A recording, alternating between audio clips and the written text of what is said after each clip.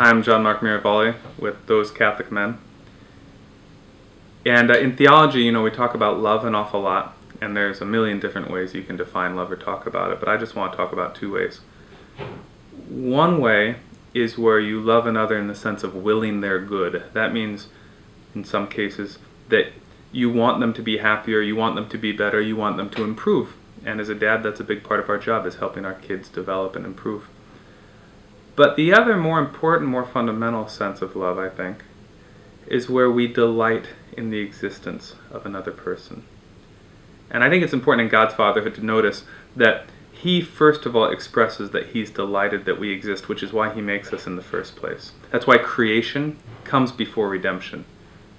He makes us to be and takes delight in it and says it's very good long before He does anything to try to improve our condition.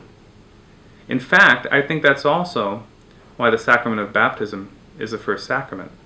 Because baptism is a sacrament where you acknowledge someone else as your child and you delight in them. In fact, when our Lord is baptized, before He's done anything sort of productive for His mission, God the Father says, "This is my beloved Son, who has done well, who's impressed me, who's made me proud." No, just with whom I am well pleased. So too with us.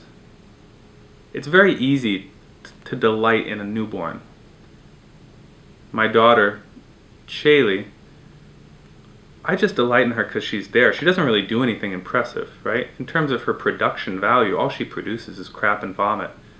It's not very impressive. It's not what I'm attached to. I just love her. I'm just happy she's here. And what I'm trying to do, what I need to do more, what I need to do every day with every interaction, is extend that same delight God has for me and the same delight I have for my newborn to the rest of the relationships in my family.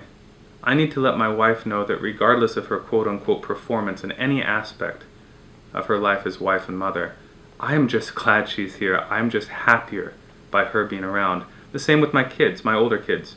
Regardless of how well they do in this or that task,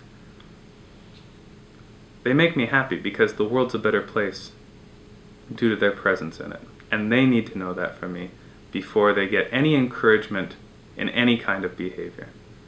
Before I become a taskmaster, I have to be someone who shows them how much I delight in their being.